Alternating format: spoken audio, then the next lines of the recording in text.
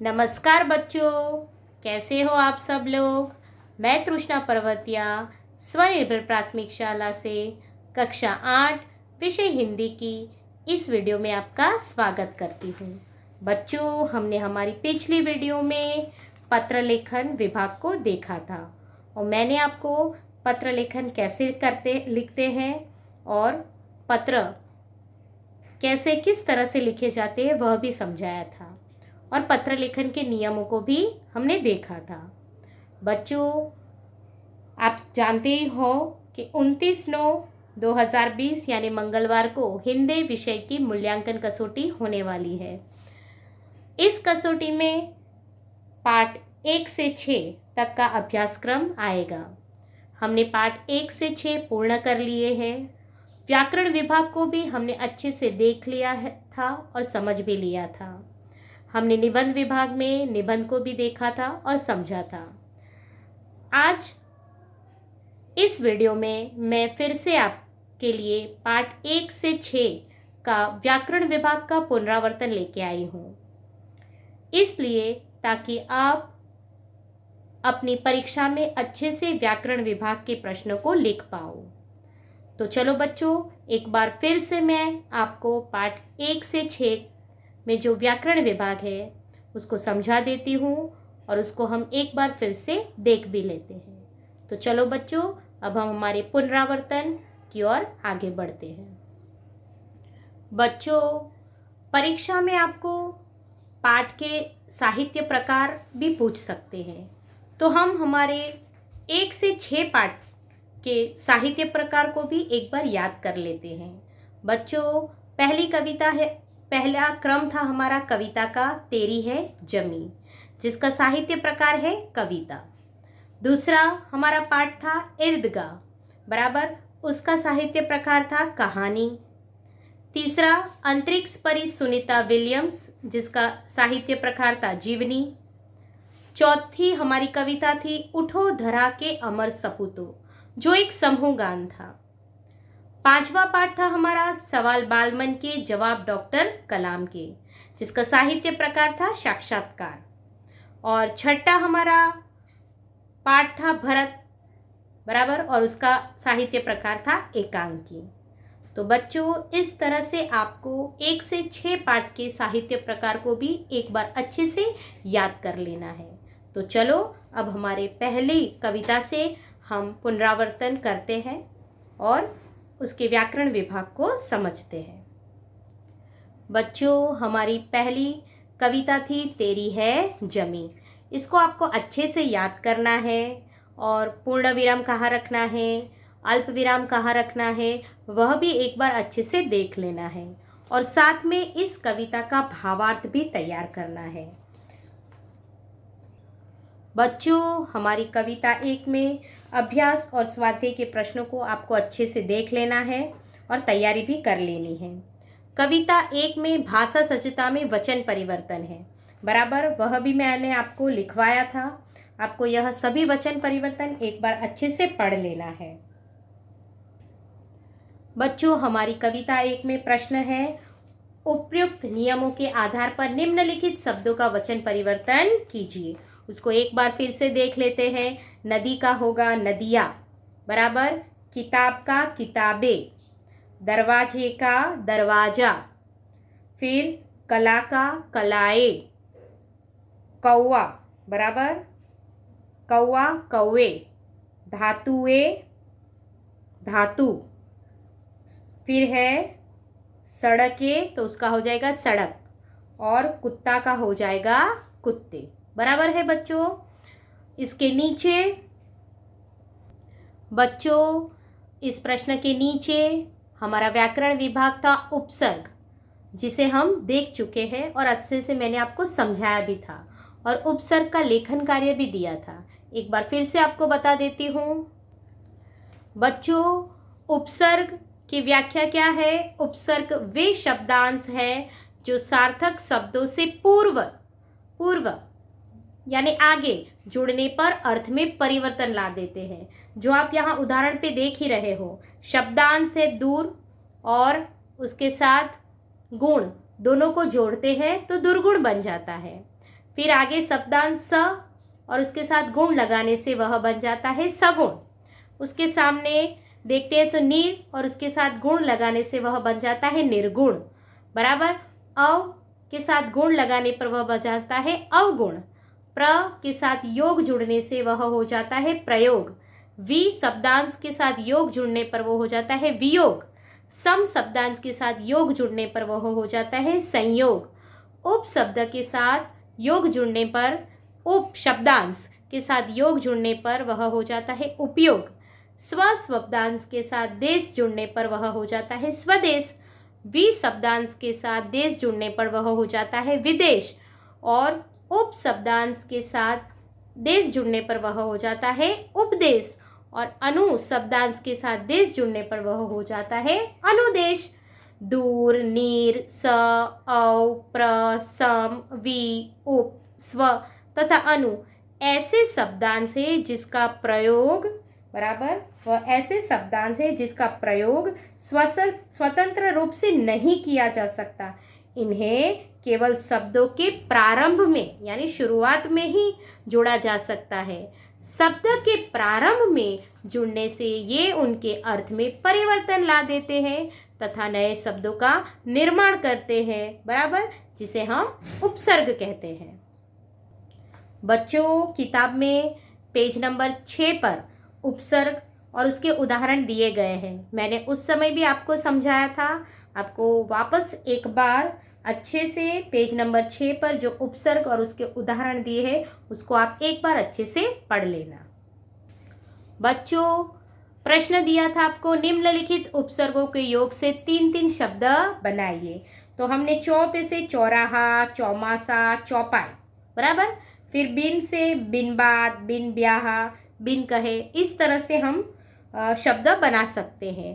पर से परदेश, परलोक, परदादा। आप ऊपर के जो उदाहरण दिए हैं वह आप एक बार पढ़ोगे तो आपको यह प्रश्न का उत्तर और अच्छे से आप लिख पाओगे। फिर अन से अनपढ़, अनहोनी, अनमोल। और अध से अधमरा, अधजला, अधखिला, बराबर। अब उसके नीचे जो दिया है उसे हम समझते हैं बच्चों, पढ़िए और समझिए, बराबर। लड़ के साथ आई जुड़ने पर हो जाता है लड़ाई और लड़ के साथ आका जुड़ने से हो जाता है लड़ाका। फिर चाचा के साथ ई जुड़ने पर हो जाता है चाची और चाचा के साथ आ जुड़ने पर वह हो जाता है बेचारा, एरा जुड़ने पर, बराबर। फिर धातु के, फिर देखते हैं हम, दया के साथ आलू जुड़ने पर वह हो जाता है दयालु और दया के साथ वान जुड़ने पर वह हो जाता है दयावान।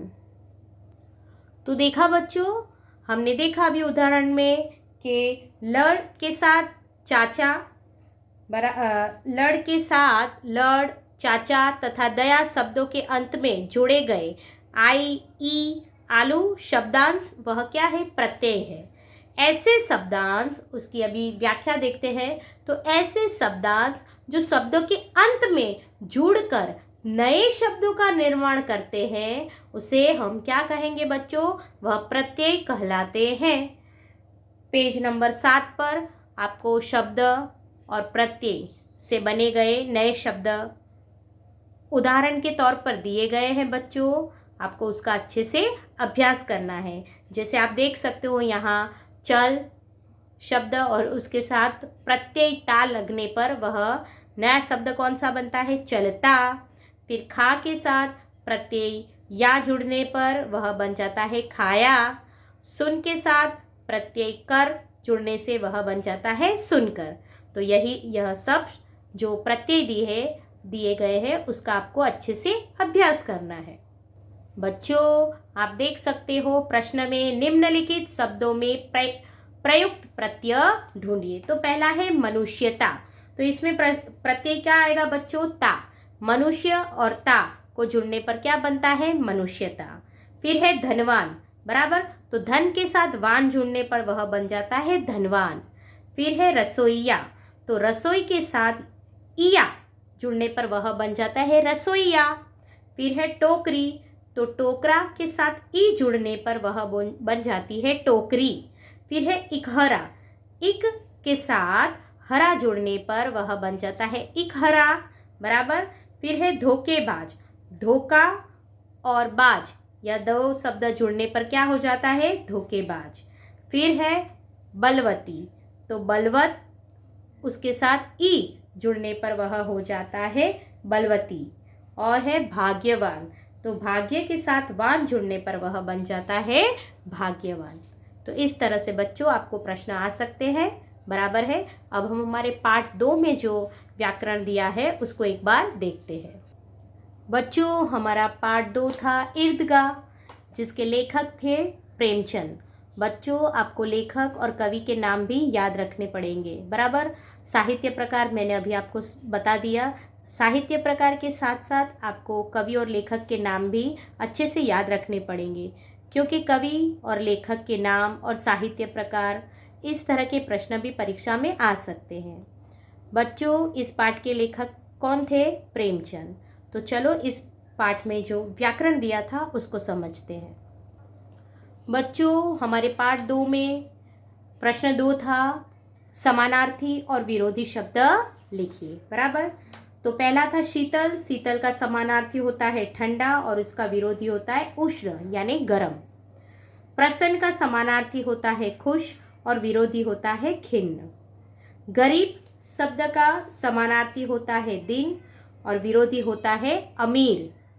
अंधकार शब्द का समानार्थी होता है अंधेरा और विरोधी होता है प्रकाश।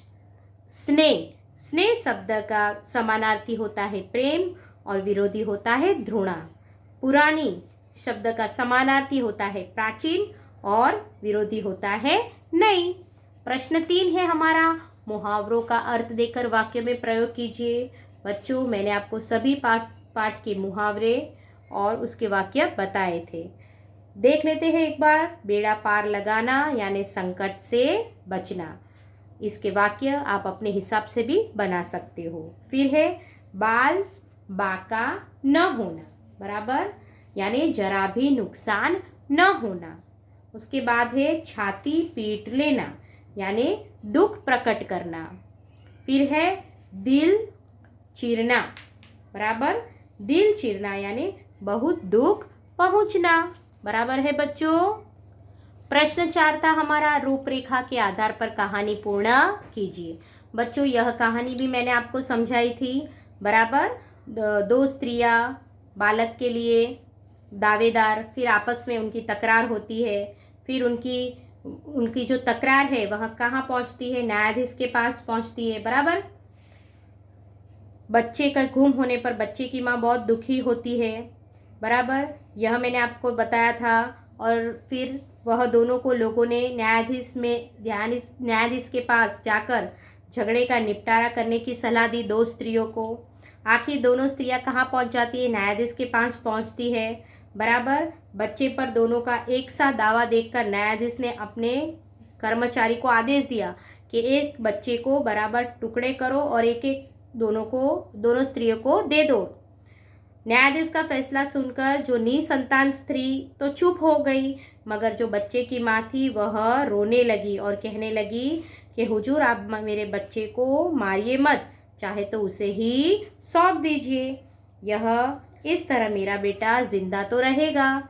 चतुर न्यायाधीश फौरन समझ जाता है कि बच्चे की असली माँ कौन है और जो नकली माँ रहती है, बराबर, उसको क्या मिलती है, सजा मिलती है। और इस कहानी पर से हमें सीख मिलती है कि आखिर सत्य की ही विजय होती है। बच्चों रूपरेखा के आधार पर आपको कोई अन्य कहानी भी पूछ सकते हैं, उस समय आपको अच्छे से रूपरेखा को पढ़ना है और कहानी बनाकर लिखनी है, और अंत में उसकी सीख और शुरुआत में उसका शीर्षक लिखना भूलना मत।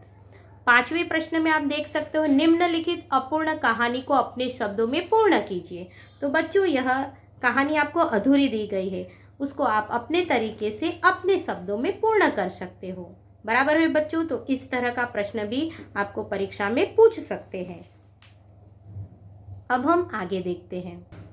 बच्चों हमारा तीसरा पाठ था अंतरिक्ष परी सुनीता विलियम्स। इस पाठ की लेखिका है डॉक्टर कोकिलाबेन पारेख, बराबर। बच्चों, इस पाठ की जो लेखिका है उनका नाम आपको अच्छे से याद रखना है। इस पाठ के आधार पर मैंने आपको निबंध में लिखवाया था, वह भी आपको अच्छे से याद करना है। तो चलो, इसमें जो व्याकरण विभाग दिया है उसे हम एक बार देख लेते हैं। बच्चों, हमारा जो पाठ है तीसरा, अंतरिक्ष परी सुनीता विलियम्स, उसमें दूसरा प्रश्न था अंदाज अपना अपना। यह मैंने आपको लिखवाया था, उसका भी एक बार अच्छे से अभ्यास करना, क्योंकि इस प्रकार के प्रश्न भी परीक्षा में पूछ सकते हैं। तीसरा प्रश्न मैंने आपको गृह कार्य में दिया था, पात्रों का परिचय दीजिए। बच्चों, आशा रखती हूँ आपने वह गृह कार्य कर लिया होगा। अगर आपने नहीं किया तो मैं आपको पुनरावर्तन के साथ में यह पात्रों का परिचय अपने ग्रुप में इसकी जानकारी पात्र परिचय रखूंगी। आप उसको देखकर एक बार अच्छे से अपनी नोट में लिख लेना। पात्रों का परिचय में है पहला इंदिरा गांधी, बराबर, तो उनके बारे में आपको लिखना है। फिर सानिया मिर्ज़ा, फिर किरण बेदी, उसके बाद मल्लिका साराभाई, कल्पना चावला, पीटी उषा, बराबर, इन सब के बारे में आपको पात्रों का परिचय देते हुए उनका जन्म, बराबर, वह क्या करती थी, फिर सानिया मिर्ज़ा के बारे में, फिर किरण बेदी के बारे में, इस तरह इन सभी पात्रों का परिचय देना था। बच्चों, इस तरह के प्रश्न भी परीक्षा में आ सकते हैं, तो आप इसकी भी अच्छे से एक बार तैयारी कर लेना। बच्चों, प्रश्न 4 है, चित्र के आधार पर काव्य लिखिए। बच्चों, इस तरह के प्रश्न भी पूछ सकते हैं। आपको चित्र को देखते हुए अच्छे से छोटा सा काव्य बनाना है, जैसे कितना सुंदर प्यारा फूल, देखो रहा हवा में झूल, मधुर मदिर इसकी मुस्कान, यह तो है बाग की शान। तो इस तरह से अपने हिसाब से काव्य बनाकर आप लिख सकते हो। बच्चों, प्रश्न 5 है हमारा, परिच्छेद का शुद्ध रूप से अनुलेखन कीजिए। इस परिच्छेद का आपको अच्छे से अनुलेखन करना है शुद्ध रूप से, तो ऐसे भी प्रश्न आपको पूछ सकते हैं। उसके बाद हमारा प्रश्न था लिंग परिवर्तन। बच्चों, यहाँ बहुत सारे लिंग परिवर्तन आपको दिए गए हैं पेज नंबर 21 पर, उसका आपको अच्छे से अभ्यास एक बार कर लेना है, यानी पढ़ लेना है। बच्चों, लिंग परिवर्तन के आधार पर प्रश्न था, उपयुक्त उदाहरण के आधार पर निम्नलिखित शब्दों का लिंग परिवर्तन कीजिए। जैसे साधु का हो जाएगा साध्वी, फिर कुतिया का हो जाएगा कुत्ता, युवक का हो जाएगा युवती, बराबर, युवक का हो जाएगा युवती, पुत्र का हो जाएगा पुत्री, पड़ोसिन का हो जाएगा पड़ोसी, बाघ का हो जाएगा बाघिन, ठाकुर का हो जाएगा ठकुराइन, सन्यासी का हो जाएगा सन्यासिनी, सम्राट का हो जाएगा सम्राज्ञी, और वर का हो जाएगा वधू। बराबर है बच्चों, तो इस तरह से आपको लिंग परिवर्तन भी पूछ सकते हैं। बच्चों, हमारा चौथा जो पार्ट जो था वह एक कविता थी, उठो धरा के अमर सबूतो, बराबर, और जिसके कवि थे द्वारिका प्रसाद माहेश्वरी। उनका नाम भी आपको अच्छे से याद रखना है। इस कविता को भी आपको तैयार करना है, और साथ में इस कविता का भावार्थ भी आपको तैयार करना है। मैंने आपको इस कविता का भावार्थ लिखवाया था, तो बच्चों एक बार अच्छे से कविता और भावार्थ दोनों को तैयार कर लेना। तो चलो, इस कविता में दिए गए व्याकरण विभाग को एक बार देख लेते हैं। बच्चों, इस पाठ में प्रश्न 2 में दिया था, दिए गए काव्यों को पढ़कर प्रश्नों के उत्तर दीजिए। यह काव्य और प्रश्न के उत्तर मैंने आपको समझाए थे, और लेखन कार्य में मैंने यह लिखने के लिए रखा भी था। यह प्रश्न 2 भी आप एक बार अच्छे से पढ़ लेना, और इसके प्रश्न के उत्तर को भी देख लेना। इस तरह से काव्य के आधार पर भी प्रश्नों के उत्तर आपको आ सकते हैं। बच्चों, हमारा प्रश्न 3 है, चित्र के आधार पर कविताएं लिखिए, जिसमें निम्नलिखित शब्दों का उपयोग करना है आपको, और कविता लिखनी है चित्र के आधार पर। बच्चों, यह मैंने आपको गृह कार्य दिया था, आशा रखती हूँ आपने लिखा होगा, लेकिन फिर भी एक बार मैं आपको समझा देती हूँ। पहले पूरा चित्र आपको अच्छे से देखना है, और जितने भी शब्द ऊपर दिए हैं, फूल, तितली, बादल, वृक्ष, बारिश, उसका कविता लिखते समय उपयोग करना है। तो हम ऐसे लिख सकते हैं, धीरे धीरे बादल बरसे, फुलवारी में फूल खिले हैं, फिर तितली के पंख खुले हैं, वृक्षों ने जनजीवन पाया, बारिश ने है रंग जमाया, कोई न अब पानी को तरसे, धीरे धीरे बादल बरसे। इस तरह भी आप लिख सकते हो और अपने हिसाब से भी कविता लिखते हुए और उसके साथ यह शब्दों का उपयोग करते हुए आप कविता भी अपने हिसाब से बनाकर लिख सकते हो बच्चों। बच्चों, प्रश्न 4 में दिया है, अपूर्ण काव्य को पूर्ण कीजिए। माँ खादी की चद्दर दे दो, मैं गांधी बन जाऊंगा।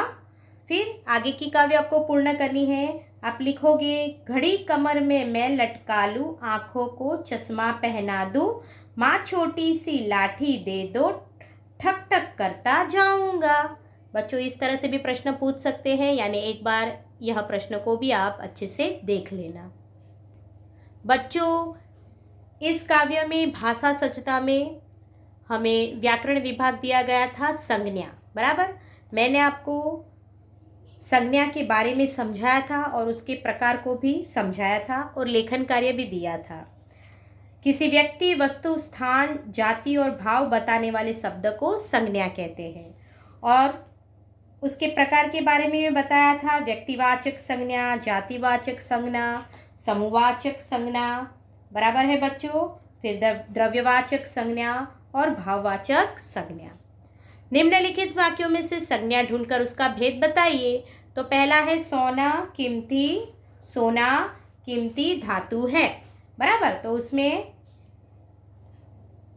द्रव्यवाचक संज्ञा, बराबर, सोना कीमती धातु है, तो सोना द्रव्यवाचक संज्ञा और धातु जो है वो क्या बनेगा, जातिवाचक संज्ञा। फिर दूसरा है हमारा, गंगा पवित्र नदी है, बराबर। तो गंगा व्यक्तिवाचक संज्ञा और नदी जातिवाचक संज्ञा बनेगी। उमंग दौड़ रहा है, तो जो उमंग है वह क्या बनेगा बच्चों, व्यक्तिवाचक संज्ञा। दल जा रहा है, तो दल यानी समूह, तो वह बनेगा समूहवाचक संज्ञा, बराबर है। फिर राजेश भय के कारण जंगल में नहीं गया, तो राजेश वह बनेगा व्यक्तिवाचक संज्ञा। भय वह क्या बनेगा बच्चों, मैंने आपको सिखाया था, भाववाचक संज्ञा। और जंगल क्या बनेगा हमारा, जातिवाचक संज्ञा। तो इस तरह से आपको प्रश्न के उत्तर परीक्षा में पूछ सकते हैं, तो आपको इस तरह से उसका जवाब लिखना होगा। बच्चों, यहाँ जो वाक्य दिए हैं उसे हमें क्या करना का था, एक वचन वाक्यों को बहुवचन में परिवर्तन करना था। तो मुझे लुटेरे का डर था, तो उसका बहुवचन कैसे बनेगा बच्चों, मुझे का हो जाएगा हमें और लुटेरे का हो जाएगा लुटेरो, हमें लुटेरों का डर था। दूसरा है, पक्षी ने उड़ान भरी, बराबर। तो पक्षी का हो जाएगा पक्षियों ने उड़ान भरी। तीसरा है, उसने मुझे मिठाई दी, तो उसने की जगह पे हम बहुवचन करेंगे उन्होंने। फिर मुझे का हो जाएगा हमें, उन्होंने हमें, और मिठाई का हो जाएगा मिठाइयाँ, उन्होंने हमें मिठाइयाँ दी, बराबर है बच्चों। उसके नीचे का प्रश्न था, निम्नलिखित वाक्य पढ़िए और वाक्य के गाढ़े काले शब्द को समझिए। उसमें हमें क्या करने का था, तो उसमें हमें रेखांकित भाववाचक संज्ञाओं को जातिवाचक संज्ञा में परिवर्तन करके वाक्य फिर से लिखने थे, बराबर। तो 2 वाक्य दिए गए थे, वह 2 वाक्य हम अभी देखते हैं। क्या लिखा गया है बच्चों यहाँ के उपरोक्त उदाहरण के अनुसार निम्नलिखित वाक्यों में रेखांकित भाववाचक संज्ञाओं को जातिवाचक संज्ञा में परिवर्तन करके वाक्य फिर से लिखे। हमने वह ऊपर जब हमने पाठ चलाया था तो मैंने आपको समझाया था, बराबर। तो यहाँ पहला वाक्य है, विज्ञान ने दूरी को कम किया है। तो जो रेखांकित है, बराबर, यहाँ रेखांकित नहीं दिखाया गया है लेकिन घेरे काले रंग से दर्शाया गया है, वह भाववाचक संज्ञाओं को हमें क्या करना है, जातिवाचक संज्ञा में परिवर्तन करना है। तो इसका उत्तर बनेगा, विज्ञान ने दूरी का हो जाएगा दूरियां कम की है।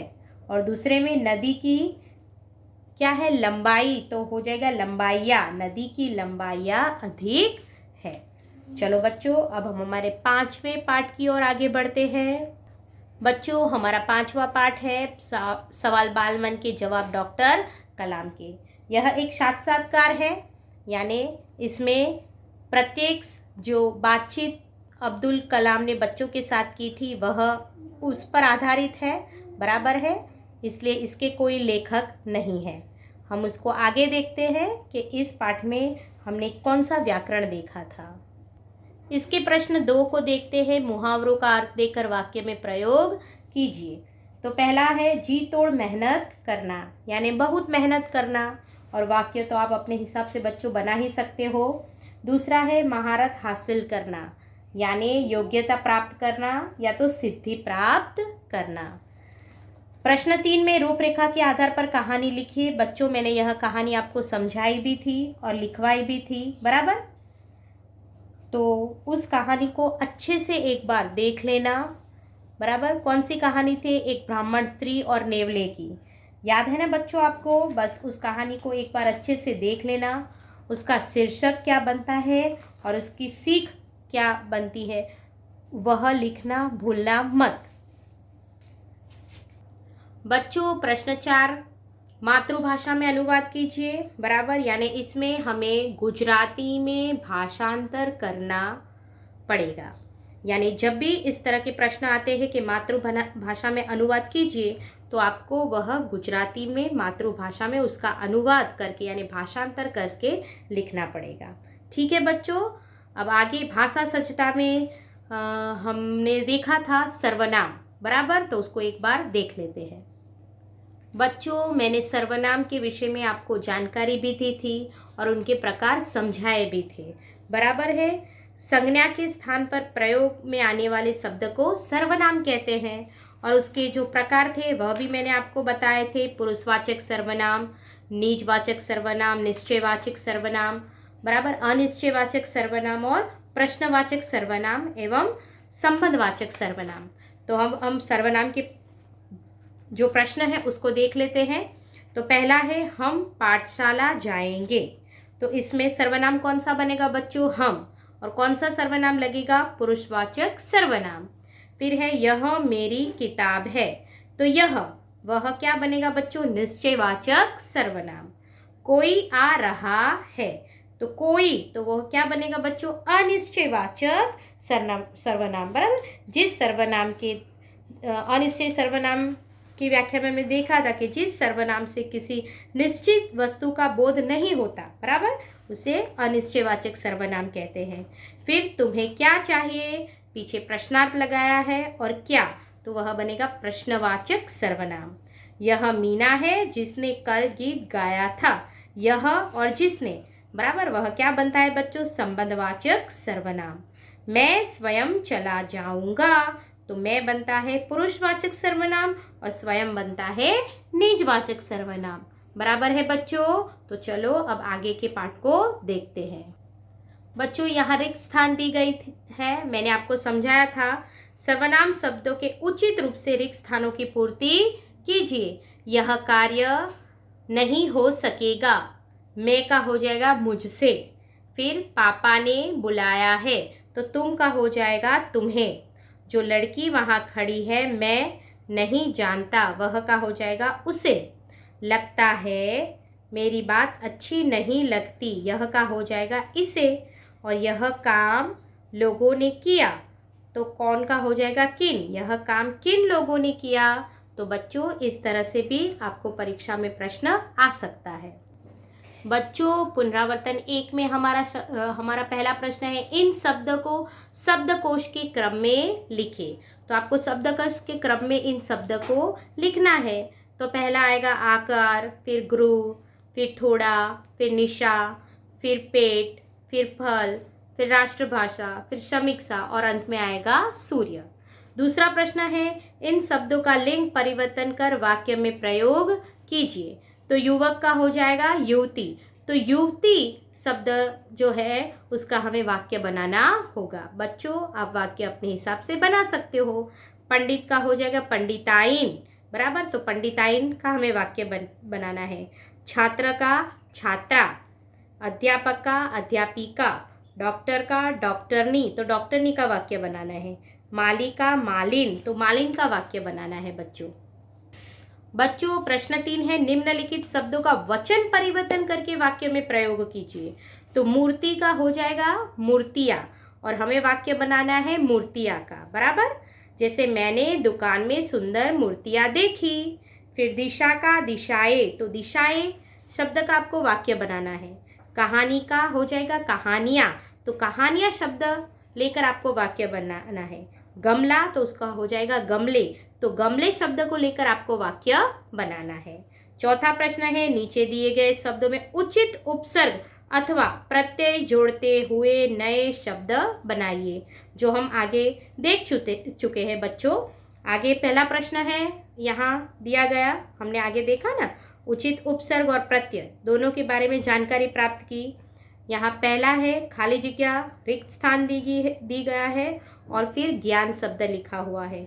ज्ञान के आगे वी जुड़ने से वह हो जाएगा विज्ञान।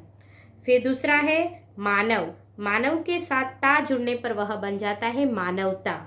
फिर आगे रिक्त स्थान दिया है और मुख दिया है, तो उसके रिक्त स्थान में वी रखने से हो जाएगा विमुख।